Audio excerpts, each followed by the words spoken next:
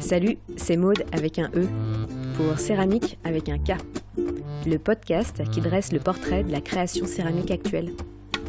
Non, la céramique ne se résume pas à la poterie. Elle ne se résume pas non plus à Demi Moore et Patrick Swayze, batifolant sur un tour de potier. Non, la céramique ce n'est pas ringard. Au contraire, c'est une discipline vaste et éclectique, regroupant des créatrices et créateurs, des artistes aux horizons et pratiques variées. Ici, vous pourrez écouter ces artistes nous raconter leur parcours, leur démarche et leur place dans le monde de la création actuelle. C'est l'heure du podcast Céramique. Allez, c'est parti, enfourchant le tigre. Alors voici un type d'épisode que j'apprécie particulièrement, c'est-à-dire les échanges avec les jeunes céramistes. Et attention, on peut être jeune céramiste à n'importe quel âge. Puisque pour cet épisode, mon invité a 40 ans passés et détient son CAP de tournage depuis un peu plus d'un an. Bref, j'ai eu le plaisir de discuter avec Jérémy, alias Monsieur Bédio. En plus d'être un céramiste talentueux, c'est un pote de longue date sur qui on peut vraiment compter. Je pense notamment à cette fois où j'étais en galère et il a accepté de poser à poil pour un de mes groupes d'élèves apprentis sculpteurs après que le modèle nous ait planté à la dernière minute. Avec Jérémy, on a alors passé un moment assez intime lors d'un cours de sculpture anatomique. Ce qui est peu courant entre des amis proches finalement. Durant cette conversation, on a abordé des sujets comme les ateliers partagés, les recettes d'émail, la reconversion professionnelle, et on a aussi évoqué quelques souvenirs gênants. Bonne écoute! Bon, alors, tu vois, j'ai toujours un peu la même trame dans les interviews. Je commence un peu toujours de la même manière. Et je voulais savoir, toi, quel est ton premier souvenir lié à l'argile? Waouh. Ouais, c'est à l'argile, je pense qu'on peut remonter loin, genre les boulettes de terre à base de salive dans la cour d'école, tu vois. Enfin, genre on crachait tous de l'eau dans le bac de terre et on faisait des boulettes. Je crois que j'en ai gardé une, quoi. Mais avec l'argile, assez tard finalement, parce que je pense que ce qui m'a amené au matériau en lui-même, c'était plus le moment, c'est con, mais le moment où j'ai rénové ma maison, j'étais amené à faire de l'enduit, chanvre et chaux, et du coup c'est cette matière-là, enfin quand même, tu vois, que tu modèles autour des murs, que tu passes des heures à lisser, etc. Enfin, qui m'a donné envie, du coup d'avoir encore les mains de cette sensation-là, les mains dans la terre, quoi. Mais ouais, à part dans le bac à sable, à faire des petites boulettes, je pense que c'est la toute première, quoi. Et c'est quand la première fois que tu as tourné? La première fois que j'ai tourné, il doit y avoir 2 ou 3 ans, quoi. C'était un stage que j'avais fait. C'était un stage que j'avais fait chez Ancrage, justement, à Lorient. Et puis direct après, en fait, je me suis chopé un petit tour dégueulasse là à 150 balles que j'affectionne de ouf, que je trouve génial, qui est un peu éclaté au sol, mais qui est quand même bien, quoi. Et à partir de là, j'étais dans mon gare et puis j'envoyais de la croûte sur croûte sur croûte sur croûte sur recroûte, je jetais, je recyclais, je refaisais, et ça a été vraiment un peu, enfin j'avais pas la nécessité, je pense, d'être dans un groupe. Enfin, je venais pas, enfin si tu veux, dans l'atelier de poterie pour parler, quoi. J'étais vraiment enfin voilà, je voulais apprendre à tourner vraiment, quoi. Et du coup je l'ai fait seul dans mon garage, quoi, pendant pas mal de temps, quoi. Ça a été quoi ton parcours pour arriver jusque-là? Parce que t'as pas été tout le temps céramiste. Non, pas du tout, ouais. J'ai toujours été, c'est d'abord, je crois que c'est l'histoire qui m'a vachement, qui m'a donné ce goût pour la céramique, dans le sens où je trouvais que c'était fou, tu vois. On partait sur des terrains de fouilles et tout, et on retrouvait des tessons, mais par dizaines de milliers, quoi. Et j'ai toujours été hyper fasciné par enfin, c'est d'abord un marqueur civilisationnel. J'hallucinais des fois des trucs qu'on sort d'il y a moins 5000 ans, tu vois, la qualité. Enfin, c'est beau. Puis je crois que j'ai un peu une fascination aussi pour les choses qui s'inscrivent dans le temps. Le beau bâti, ça me parle aussi. Les objets, que ça soit de la mécanique, mais de la mécanique des années 1800, ça me fascine aussi. Et je crois que l'idée de laisser on retrouve là, enfin des expos à Paris, sur les pyramides, t'as des céramiques de fou, quoi. C'était plus, ouais, moi, c'est d'abord l'histoire et et tout objet qui peut traverser les âges sans subir de déformation. Bon, à part si tu le pètes par terre, mais et c'est d'ailleurs ce qui fait la beauté du truc aussi, quoi. C'est que c'est à la fois, ça peut durer des milliers d'années, mais bon, tu passes à côté, tu mets un coup de coude, ça tombe, quoi. Mais c'est une reconversion. Ça fait pas si longtemps que ça. T'étais quoi avant? Tu faisais quoi avant? Bah, pendant longtemps, j'ai été éducateur spécialisé moi en protection de l'enfance et c'est vrai que en plus de ça, tu vois, au moment où j'ai fait enfin après c'est un terme que j'aime pas trop reconversion. C'est juste une continuité de quelque chose. Je me reconvertis pas, je reste éducateur aussi. Enfin, j'avais besoin de savoir faire quelque chose de mes mains. J'étais moins attiré par la menuiserie et tout, mais ça a été vraiment la céramique en tant que travail, pas forcément en tant que passion, mais peut-être on aura l'occasion d'en reparler après, quoi. Je suis pas passionné, quoi. Voilà. J'aime pas trop ce mot non plus, mais et c'était, ouais, j'ai été éduque et puis j'ai quand même pas mal changé. Enfin, j'ai eu la volonté de faire d'autres boulots aussi en lien avec la bouche, faire de la bière par exemple, ça m'a attiré aussi un moment. J'avais la nécessité en tout cas de sortir du milieu institutionnel. Et l'idée, si tu veux, en plus à la base des bases, quand je suis parti de l'éducation spécialisée, l'idée c'était de revenir après cette formation-là et pouvoir transmettre, tu vois, les rudiments un peu de la poterie. Mais moi, je travaille dans les quartiers et du coup, l'idée c'était des publics qui sont, enfin, pour qui la poterie en fait, en réalité, c'est une pratique surbourgeoise. Et du coup, moi, enfin, il y avait un truc alors que je me disais, mais putain, en fait, ça coûte rien, de fait, quoi. Un kilo de terre, c'est 80 centimes, ça va, en fait. Il y a moyen d'en faire quelque chose. Et l'idée, c'était de revenir, justement, et pouvoir intervenir dans les quartiers autour de la céramique. T'as déjà eu l'occasion de faire de la terre justement avec les gamins, enfin les publics dont tu t'occupais? Et ben non, justement pas, quoi, tu vois. Et là, ça m'a fait écho parce que dans l'atelier dans lequel je bosse, il y a un petit gars de 14 piges et une nana de 16 ans. Bah écoute, ça me fait un bien fou de les voir. Enfin, c'est parce que bon, d'habitude, il y a plutôt des gens qui ont le temps, qui sont peut-être, enfin, un peu plus à la retraite aussi, qui viennent prendre qui viennent à l'assaut. Et là, ça m'a fait un bien fou parce que tu vois, c'est ce gamin-là, c'est un gamin qui est pas super valorisé dans les apprentissages scolaires. Tu le vois là en poterie, d'une, il est hyper compétent. Et en plus, il vient chercher aussi, tu vois, c'est un lieu hyper valorisant pour lui, quoi. Et c'était un peu ça l'idée aussi, c'est comment il y a plein de gamins pour qui c'est le cas, qui sont dans les compétences scolaires, c'est un peu, c'est compliqué ou en tout cas ils sont pas valorisés là-dedans. Et pourtant, tu les mets sur de la matière, sur du dessin, enfin peu importe, tu peux arriver à les mobiliser puis et surtout à les remplumer un peu, quoi. Enfin, à leur donner confiance en ce qu'ils savent faire parce qu'ils savent le faire en fait. Et ça, c'était vraiment, là, je suis trop jeune dans la céramique encore pour aller donner ce genre enfin, pour faire ce genre d'intervention. Mais dans pas longtemps, ouais, j'aimerais bien pouvoir revoir des jeunes. Enfin, c'est l'idée de transmettre aussi en plus, tu vois, un public qui en est hyper éloigné. Je trouve ça magique, quoi. T'en es où un peu de ta légitimité par rapport à justement à ton nouveau statut de céramiste? Est-ce que t'assumes, tu te dis céramiste, tu te dis potier, tu te dis, je sais pas moi, artiste, plasticien? Bah, je me dis, enfin, c'est débile, mais je pense, comme j'ai passé mon CAP, du coup, je suis diplômé, du coup, je peux m'autoriser, si tu veux, plus facilement à dire que je suis, tu vois, l'intitulé de mon diplôme, quoi, tourneur céramiste, en fait. Voilà, j'ai passé un diplôme pour, quoi. Et c'est en ça que je te disais, j'ai appris un métier. Moi, je suis venu apprendre un métier. Je suis pas venu, comment dire, m'éclater dans une passion. C'est pas une passion, moi, il y a des jours où ça me saoule de ouf, ça me fait chier de pas arriver à faire la forme que je veux. Enfin, tu vois, il y a une contrainte et je suis assez à l'aise avec ça. Moi, j'ai voulu apprendre un métier. Donc, l'intitulé de mon diplôme, c'est tourneur céramiste. Si j'exerce en tant que tourneur céramiste, je suis de fait tourneur céramiste, quoi.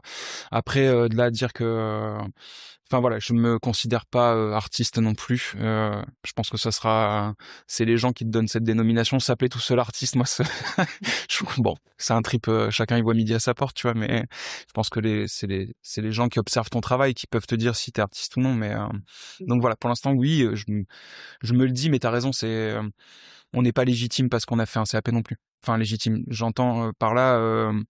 Est-ce qu'on arrive à se satisfaire nous-mêmes de ce qu'on crée déjà? Et c'est pas mon cas. Je jette tout là encore là actuellement là, ça dégage, tu vois, c'est moche, on dégage. Des couleurs affreuses, ça, voilà, j'aime pas non plus, tu vois, c'est plutôt aussi la façon que t'as d'être à l'aise avec ton travail. Est-ce que t'es satisfait de ce que tu fais? Moi, c'est pas mon cas encore.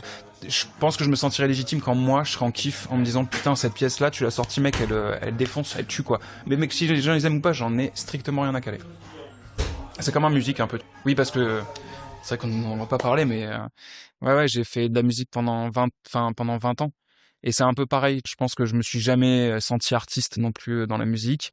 Je l'ai exercé aussi à certains endroits comme un travail, pas comme une passion. Et je crois que l'idée, c'est de se satisfaire encore une fois de ce que tu fais, quoi. Il y a des sons il y a des tracks qu'on a sortis, je me dis, ouais, celle-là, elle est pertinente, tu vois. Il y en a des millions d'autres qu'on a jetées. Mais c'est pour cette track-là que j'ai fait 20 ans de musique. Et j'espère me dire pareil un jour pour la céramique.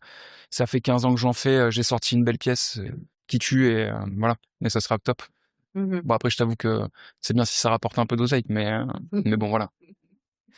Et t'aurais envie un jour de peut-être partir sur des formes plus sculpturales? Ben, le décoratif, ouais, à la limite, quoi. Mais pour l'instant, si tu veux, peut-être, ouais. Enfin, je verrai quand j'aurai fait le tour. Pour l'instant, j'en suis, tu sais, vraiment au début. Donc, l'utilitaire, en fait, tous les designs et tout, enfin,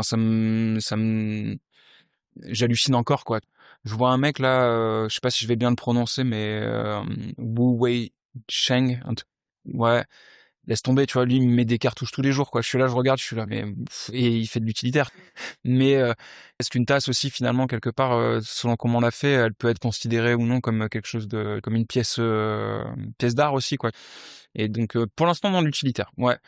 Parce que je suis pas à l'aise encore avec les grosses. Je vois que j'ai pas l'œil encore pour les gros volumes. Je suis teubé, quoi. Puis d'ailleurs, en plus, tu vois, au-delà de 3 kilos, je suis en mode, ça fait n'importe quoi. Je suis pas encore techniquement, je suis pas encore assez avancé. Et puis même, je crois que mon regard, j'apprends aussi en même temps. Hein, tu vois, j'ai dû former mon œil. Hein. Enfin, c'est pas en tant qu'éducateur que j'ai formé mon œil à la forme, par exemple. Et ça, c'est un long boulot, quoi. Je pense. Tu vois, sauf si t'as fait des études d'art et que t'es familiarisé avec ce genre de dialogue avec une pièce. Mais ça n'a pas été mon cas. Du coup, je continue à apprendre à former mon regard déjà, quoi. Et l'utilitaire pour ça, c'est intéressant. Tu parles de former ton regard là, mais est-ce que tu peux décrire justement ton boulot, les formes que tu travailles, les couleurs que tu cherches à obtenir, ça ressemble à quoi ce que tu fais? Ben, j'aime bien ce qu'il y a, enfin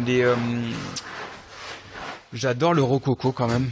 Faut pas se le cacher, tu vois. J'aime bien quand c'est chiadé avec des anses où t'en fous un peu de partout alors que ça sert pas à grand chose. En fait, voilà, j'aime bien me dire en fait là c'était mon trip actuel, mais enfin peut-être que j'aurais changé d'ici un an aussi.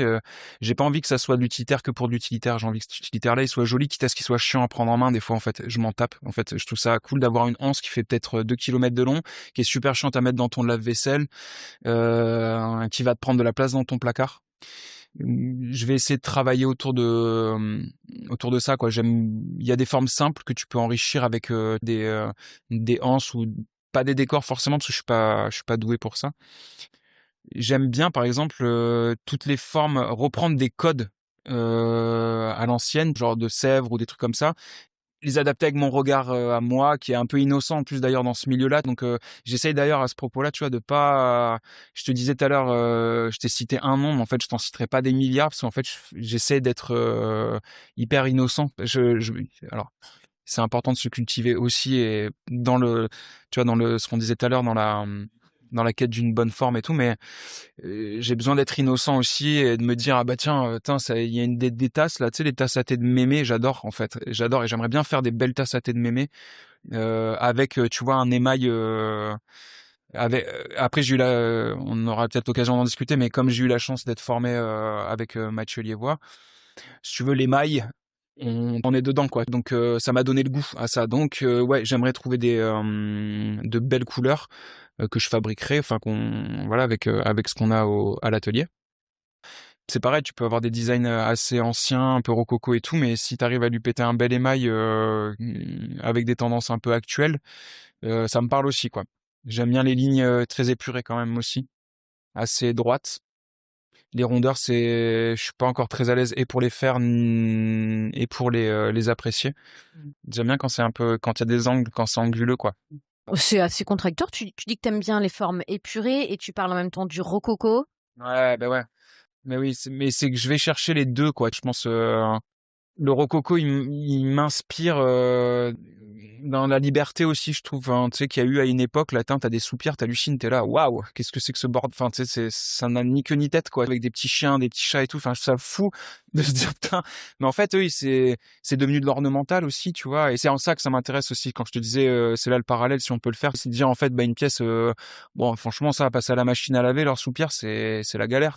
Et ben, en fait, on peut le faire aussi. C'est ce parallèle-là que je ferais, quoi. Mais t'as raison, c'est assez contradictoire. Ça m'inspire en même temps. Je reproduirais pas ce style-là non plus. Mais c'est ce qui m'inspire quand même beaucoup, quoi. Les petites tasses, tu sais, en porcelaine, des services à thé, des théières, de ces époques-là, là, de la grande époque de Sèvres et tout. Ça me parle de fou, quoi. Bernard Palissy, tu connais un peu aussi? Ah là, et c'est là où je te dis que j'ai besoin de culture, c'est ce qu'il n'arrête pas de me dire. Aymeric Etienne, le Bloas, se reconnaîtra dans ses paroles, mais il dit souvent que la nouvelle génération de potiers, dont je fais partie, manque en culture, et c'est carrément vrai, tu vois, en tout cas en céramique, quoi. Attention, hein, j'ai eu des cours d'histoire de l'art. Hein. Ouh là là, oui. Ouh là là. Et mais pour le CAP, si tu veux, on ne demande pas grand-chose. Hein. Mais donc du coup, je sais pas, faut qu'encore. Mais t'as raison, j'ai entendu parler de ce monsieur, et pour autant, il n'y a pas d'image qui me vient en tête de son travail, quoi. Tu parlais du CAP. Où est-ce que tu l'as passé ton CAP? Je l'ai passé à Séné, donc à l'école Créamique là, avec Mathieu Liévois. Et ouais, grosse année quoi. Grosse année. Alors c'est ce qu'on disait, c'est des formes qui sont un peu dégueulasses qu'on t'apprend à faire, mais c'est des formes qui à l'heure actuelle me servent encore tous les jours pour essayer de mettre en image, enfin pour essayer de former ce que j'ai dans la tête quoi. Et ouais, CAP, c'était un peu Top Chef. Fallait faire les 10 mêmes tasses, les 10 bonnes soupières que tu foires juste avant. Tu vois, voilà, bon bref, t'as la sueur, t'as l'adrénaline, t'as tout ça quoi. Mais il faisait beau, c'était une belle journée et j'ai réussi à avoir mon CAP, n'est-ce pas? C'était pas forcément gagné. En vérité, tout le monde l'a hein, ce temps-ci, parce que ce que nous disait Mathieu, il avait raison. Je pense que là, si tu veux, il y a 10 ans, il y a 10-15 ans, je l'aurais pas eu. Je pense que je me serais fait gentiment dire, écoute, vas-y, retourne travailler un peu, retourne tourner, et puis tu reviens après. Là, voilà, le niveau a drastiquement chuté. J'ai profité de la brèche.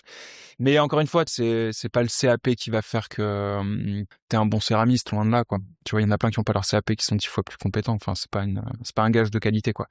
Mais ceci dit, ça a été hyper formateur pour quelqu'un comme moi qui débarque aussi dans le milieu, quoi. Quand tu fais le même cylindre pendant une semaine, tu vois, et pendant un mois, bon, tu le rentres le cylindre au bout d'un moment, et il est clean. T'as fait combien de théières? Oh là là, ben tu sais quoi, en formation j'en avais pas fait, puis là je suis travaillé, peut-être j'aurai l'occasion de te les montrer, mais je travaille sur un petit modèle de théière, donc je suis fort content, fort agréablement, voilà, mais qui est agréable en main.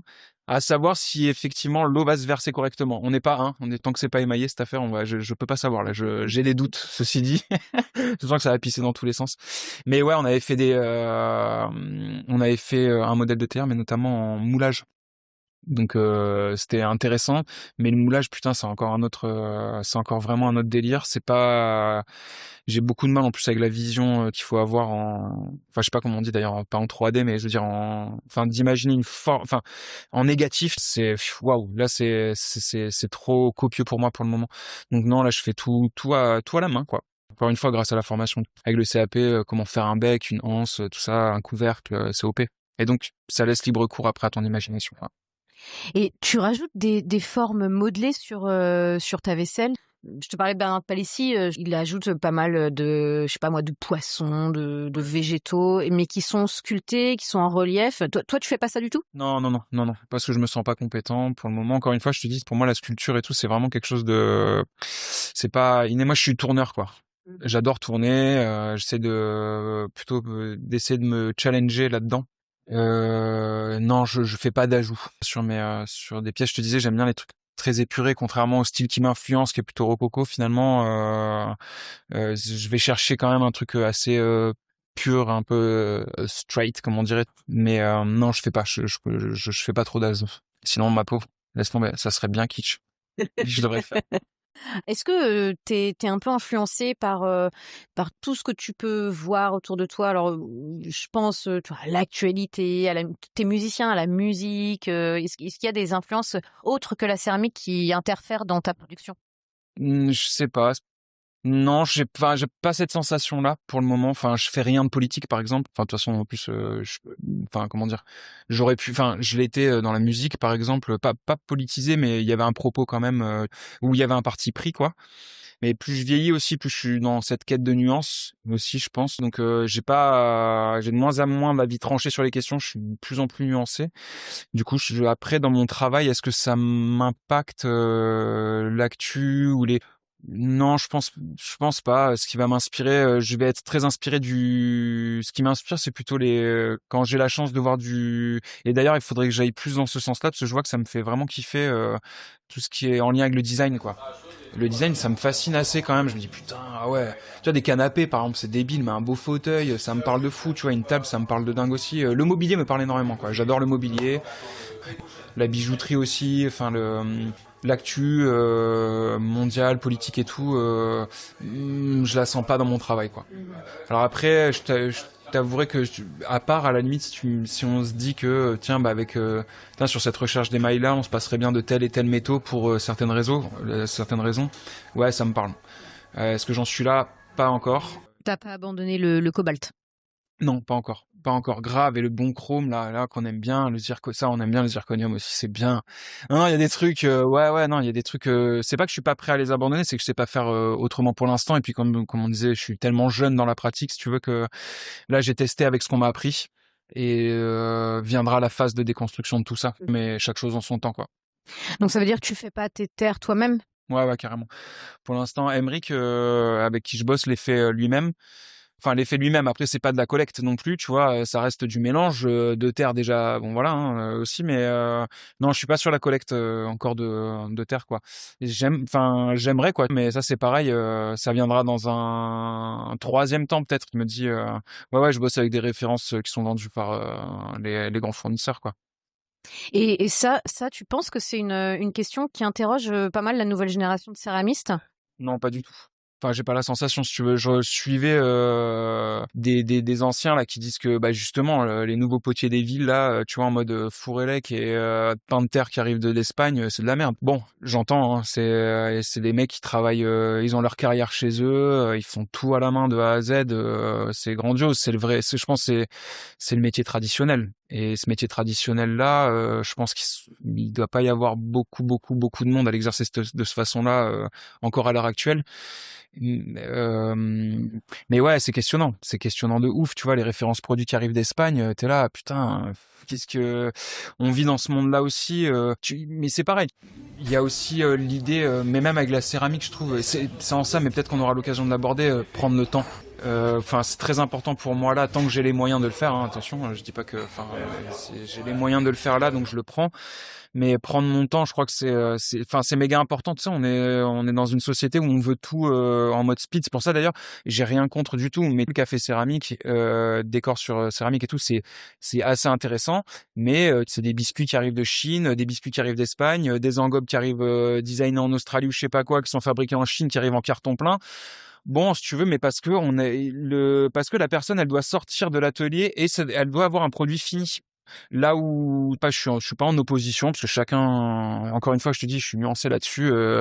Tu te fais kiffer, tant mieux. Chacun voit midi à sa porte. Mais c'est pas du tout la logique dans laquelle moi j'ai envie d'être, quoi. J'ai envie de prendre le temps de penser, de respecter le temps de la terre, respecter le temps du potier, tous ces temps de séchage. Enfin bon, bref, tu connais quoi, tous ces trucs-là qui prennent vachement de temps, quoi. Tu vas éclater ta planche parce que tu l'as fait tomber, tu la refais. Enfin, tu foires ta cuisson. Enfin, il y a tellement d'étapes avant d'arriver à une belle pièce et c'est en ça que c'est bien parce qu'il y a du temps que je la trouve belle et que tu mesures chez certains potiers combien il a fallu de temps. J'ai pas 36 000 références encore une fois, mais il y a un gars comme Mathieu Casso, voilà, moi ça me tue son boulot. Ça défonce. Tu sens que le mec, voilà, il a passé, tu vois, il a passé du temps sur sa putain de pièce, quoi. Et il a pris le temps de le faire.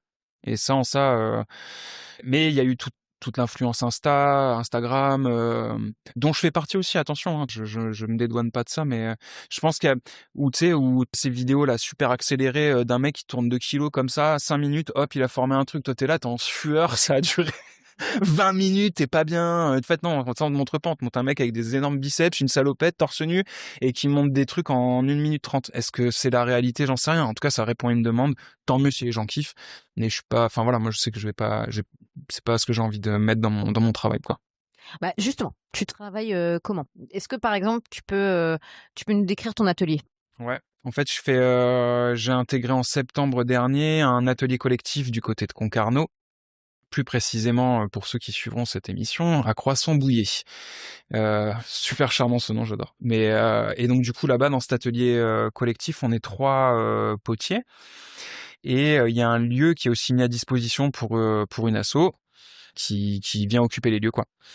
Pour créer et là-bas on a un four gaz, on a des fours élec, on a un énorme four gaz sûrement je crois qu'a priori à ce que dirait Étienne Emerick, Étienne qui sera très content que je le dise à l'antenne que c'est le plus gros four à gaz de Bretagne.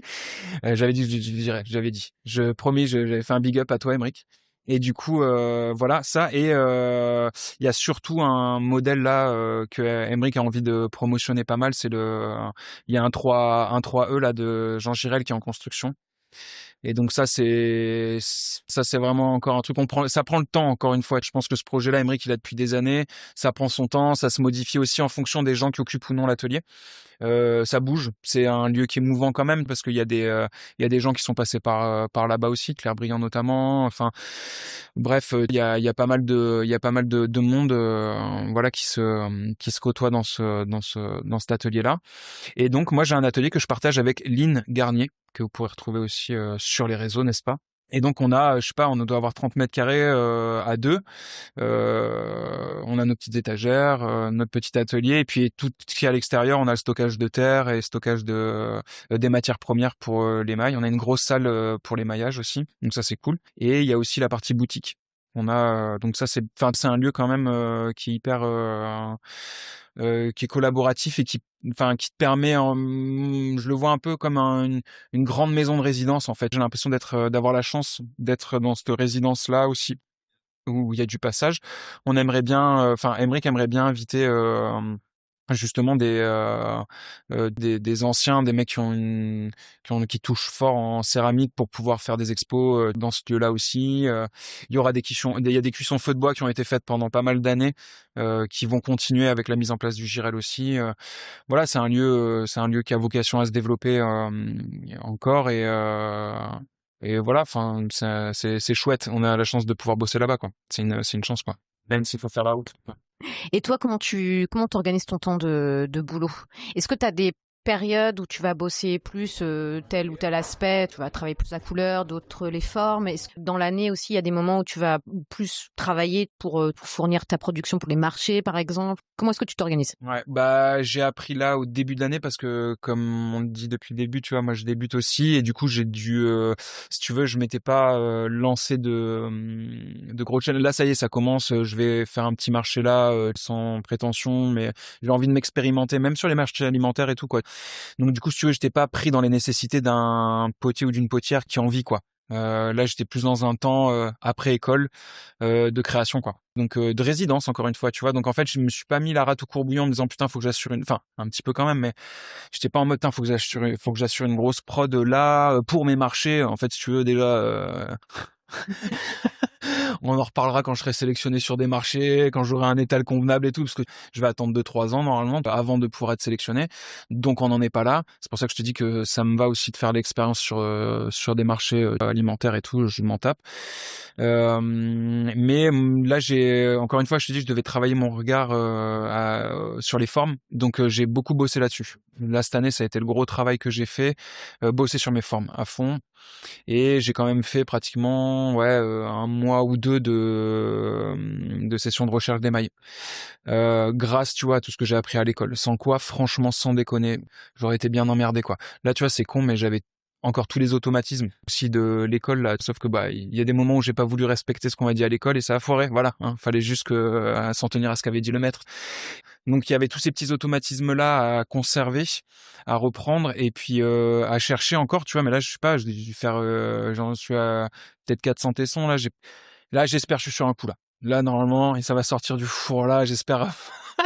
Faut que je trouve deux, trois émaux. Mais ouais, j'ai eu un gros temps autour de, je sais pas si on peut parler de gamme encore, quoi, ou de collection. Parce que j'ai pas envie d'être trop c'est pas, je trouve ça un peu prétentieux, là, sur un premier, ça va être un premier jet, en gros, quoi. Je vais faire un premier jet. Ça va me permettre de voir qu'est-ce qui plaît aux gens, qu'est-ce qui les rebute aussi. Des tasses, des bols, des théières, des vases, des choses comme ça. Et après, en fonction de ça, ça va m'aider à calibrer aussi, en fonction de ce que j'aime faire aussi, et en fonction de ce que je trouverais pertinent, en fonction des couleurs que je vais sortir, quoi. Mais ouais, il y a eu deux grosses phases, quoi. La phase d'abord travail de forme et la phase recherche d'émail, quoi. Mais tu vois, je suis encore quelque part, c'est en ça que je suis encore en recherche, quoi. Je suis en recherche. Et j'ai la chance de pouvoir le faire, en fait. C'est surtout ça, quoi. Ça va pas durer longtemps, hein. Mais là, juillet, voilà, faut que ça rentre un peu. Mais mais voilà, pour l'instant, j'ai eu la chance de faire cette recherche-là, quoi. Donc, t'es musicien aussi. C'est quoi l'ambiance sonore de ton atelier? Ah waouh, ah ouais, ah ben, ah ouais, bah en fait, je suis un peu monomaniaque du truc. Il y a un truc que je kiffe tellement de fou. J'ai découvert ça l'an dernier, et c'est pas du tout en plus d'ailleurs. Ça a aucun lien d'ailleurs avec les expériences musicales que j'ai faites moi. Et c'est génial. C'est tout le monde doit connaître, hein, mais c'est Hermanos Guiteres. Tu connais, c'est génial pour bosser. C'est voilà, ceux qui connaissent pas encore, allez-y. Tu te mets ça là, tu tournes pendant des heures. Et donc moi je me mets que ça généralement, ou je travaille dans le silence parce que j'aime bien. Ça me va. Juste le bruit de mon tour, je kiffe. Parce que j'ai un Europe, big up à la Como, n'est-ce pas? Mais le Europe fait un bordel monstre, hein, comparativement à tous les autres tours du marché. Mais en fait, ça m'hypnotise. Et j'aime bien entendre ce foutu bruit de dégueulasse de courroie là qui frotte. Ouais, c'est génial. Et j'adore, c'est un super tour. Il est génial. Mais ouais, plutôt dans le silence. Mais pour finir, ouais, j'ai la chance d'avoir Emric à côté de mon atelier, n'est-ce pas, qui écoute lui le son à Burn, il se reconnaîtra. Et généralement, tu passes de tout, hein. T'as du Mozart, et puis d'un coup t'as du NTM à fond, et puis d'un coup du Higelin. Donc voilà, on bosse dans cet univers-là, quoi. Et puis sinon, j'ai l'univers sonore des dames qui sont dans l'atelier d'à côté de moi. Et que là, c'est la papotade générale, n'est-ce pas? Donc en fait, j'écoute les conversations et ça me détend. Et tu fais pas partie des céramistes qui écoutent des podcasts en travaillant? Ah non, non, ça me déconcentre.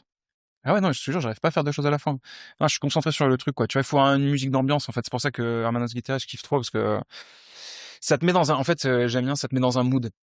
Et le mood que je kiffe chez eux, il y a un mood assez triste avec lequel j'aime bien travailler, mais tu sais, très triste et à la fois, tu sais, ce qu'on appelle un peu c'est un concept que j'aime bien pas mal, mais c'est la saudade, tu sais.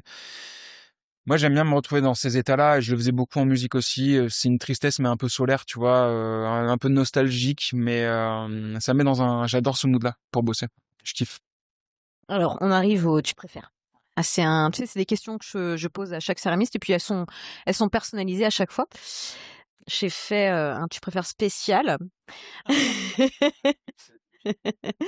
Alors, tu préfères mélanger 50 litres d'émail qui a plombé, ou alors tu préfères poser nu pour un stage de sculpture anatomique, et surtout, c'est que c'est ta pote qui est prof.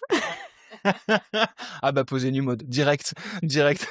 C'était trop facile en plus cette question. Non mais attends, tu sais qu'en plus tu rigoles, mais franchement c'était pas simple, hein. Putain, cette posture là, tous les quarts d'heure changeait, là j'avais les poignets en lambeaux, littéralement. Mais ouais, non, expérience incroyable. Alors je le dis là, mais je le referai plus, c'est sûr. Voilà, à part si je suis grassement payé, mais voilà. Mais ouais, c'était expérience incroyable, incroyable. D'ailleurs tu me disais tout à l'heure, les dames s'en souviennent encore, et les messieurs d'ailleurs, j'espère aussi. Mais ouais, grave. Non, c'était non, je préfère ça, ouais, parce que mélanger 50 litres d'émail plombé, ça, vas-y, comme ça me casse la... Ouais, c'est vrai que c'était très très drôle. Moi, je me souviens bien le moment où t'as enlevé ton peignoir et que je t'ai vu à poil. Il y a eu un petit moment de gênance, mais ça n'a pas duré trop longtemps. Mais tu sais, ce qui était le plus difficile, je trouve, c'était qu'en fait, à chaque fois, il fallait que je le réenlève. Tu vois, en fait, c'est ça le plus difficile, parce que tu l'enlèves une fois, ça y est, tu sais, c'est bon, allez, on y va. C'est comme se jeter dans la flotte un peu froide, là, tié. Mais en fait, c'était qu'à chaque fois, je devais le remettre tous les quarts d'heure et le réenlever. Et c'est se remettre à poil toutes les 15 minutes qui est hyper dur, quoi. J'ai l'impression un peu d'être un acteur, tu vois, genre, acteur de film pour adultes, n'est-ce pas? Mais que, du coup, qui devait sans cesse se remettre, ah ouais, là, c'était une expérience, mais génial, hein, je conseille à tout le monde de le faire, parce qu'en plus, ce qu'on se disait, hors émission, je suis quelqu'un de méga pudique. Je sais pas si ça m'a aidé après, hein, tu vois, à l'être moins, mais je pense pas du tout d'ailleurs. Mais c'était une expérience, ouais. C'était incroyable. À la briqueterie, super endroit. Il faisait chaud. Ouais, c'était génial. Moi, j'en garde un très bon souvenir aussi. Et effectivement, ouais, les dames, parce que c'était essentiellement des dames, en parlent encore. Est-ce qu'aujourd'hui la céramique te fait vivre?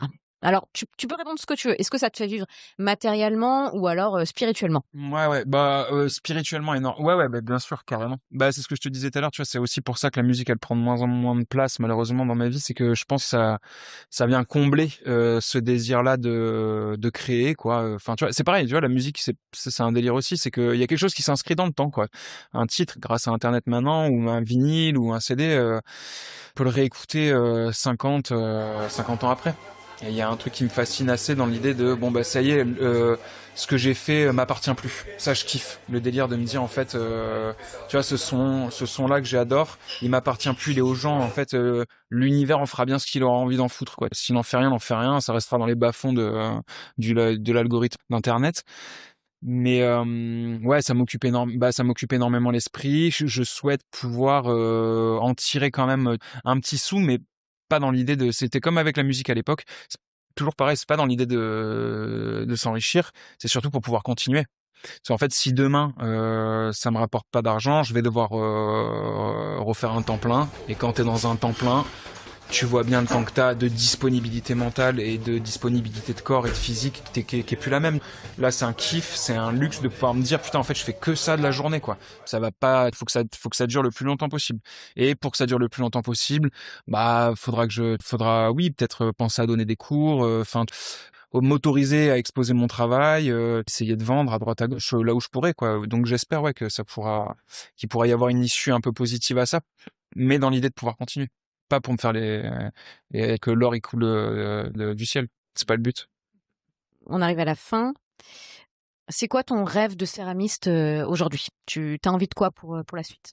Comme on disait en début, je pense, tu vois, de me dire, tain, cette pièce-là, elle flingue, quoi. Mais c'est un challenge avec moi-même. Après, je pense, rêve de céramiste, c'est ça, ouais, c'est de faire, ouais, une belle pièce avec laquelle, enfin, que moi je pourrais continuer à regarder tous les jours en me disant, putain, tu vois, tous les jours elle est aussi belle.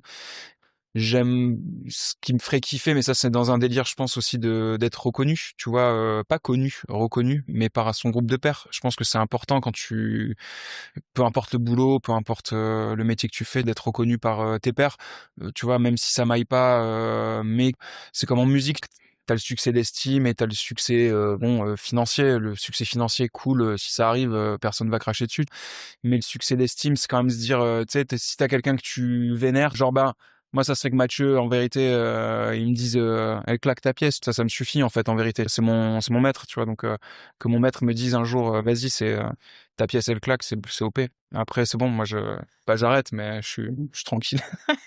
Mais c'est toujours un peu la même question autour de la légitimité, non? Je trouve que c'est un peu ce qui ressort beaucoup avec les jeunes céramistes, en fait. Ouais, bien sûr. Ouais, carrément. Bah, bien sûr. Je pense que la légitimité, comme dans n'importe quel corps de métier, moi, en tant qu'éduc, je pense que je me suis moins senti imposteur au bout de 10 piges, 10, 15 piges, parce que ça y est, j'étais à l'aise dans mes chaussures. Et encore que, tu vois, il y a des moments, même au bout de 15 ans de métier, j'avais des sentiments d'imposture, mais qui étaient plus liés peut-être aux postures institutionnelles, tout ça.